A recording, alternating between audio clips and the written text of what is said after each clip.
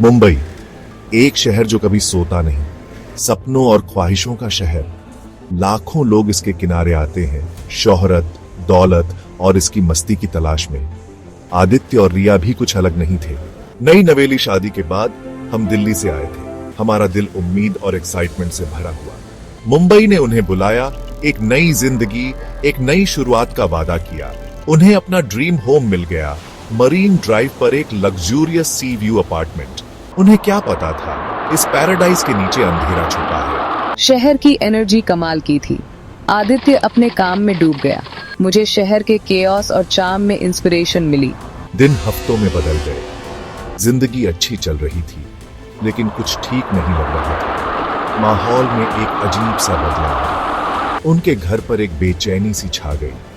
समुद्र की लगातार आवाज, जो कभी सुकून देने वाली धुन थी, अब रात में राज की तरह फुसफुसाती लगती थी। उनका अपार्टमेंट लाजवाब था। बड़ी बड़ी खिड़कियों से अरब सागर का पूरा व्यू दिखता था। लहरों का आना जाना मेस्मराइजिंग था।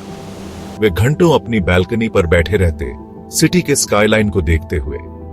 ठंडी समुद्री हवा अपने साथ पीस का एहसास लाती थी। जिंदगी बहुत खुशहाल थी।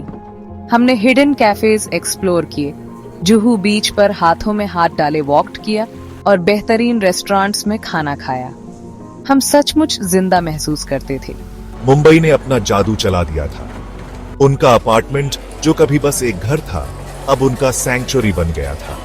हंसी, शेयर्ड ड्रीम्स और एक खूबसूरत फ्यूचर के वादे से भरा एक लव नेस्ट।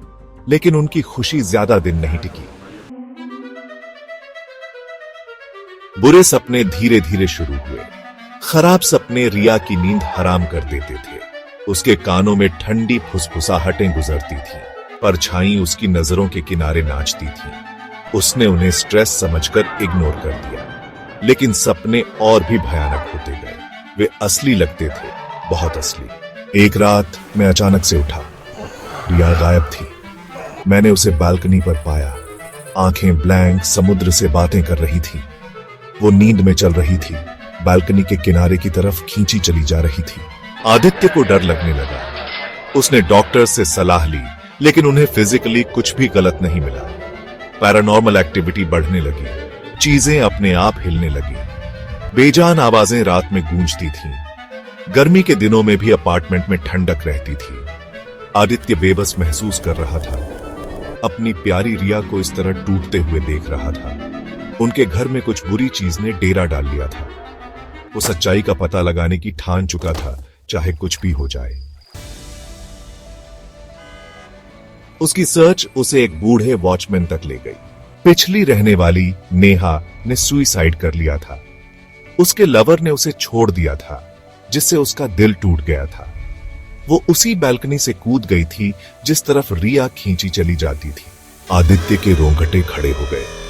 अब उसे यकीन हो गया था, नेहा की आत्मा उसके अपार्टमेंट में भटक रही थी, उसकी पत्नी को परेशान कर रही थी।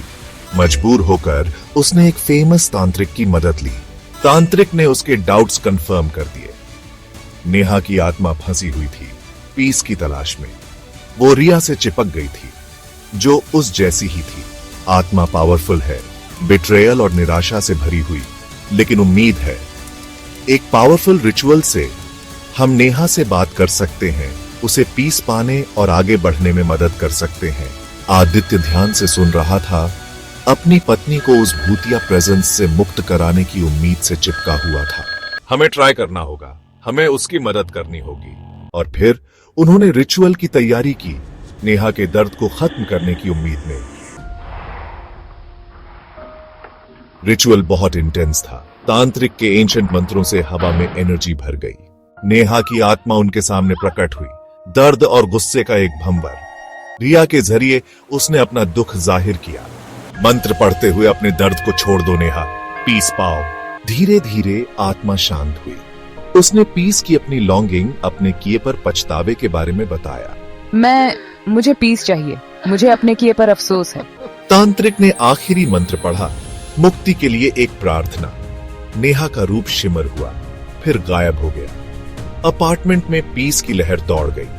बेहोश होते हुए खत्म हो गया। मैं फ्री महसूस कर रही हूँ। जैसे ही वे अपना सामान पैक कर रहे थे, आदित्य ने बालकनी की तरफ देखा। वहां एक फिगर खड़ी थी, सफेद ड्रेस में एक औरत। उसकी पीठ उनकी तरफ थी। उसने पलक झपकी और वो गायब हो गई।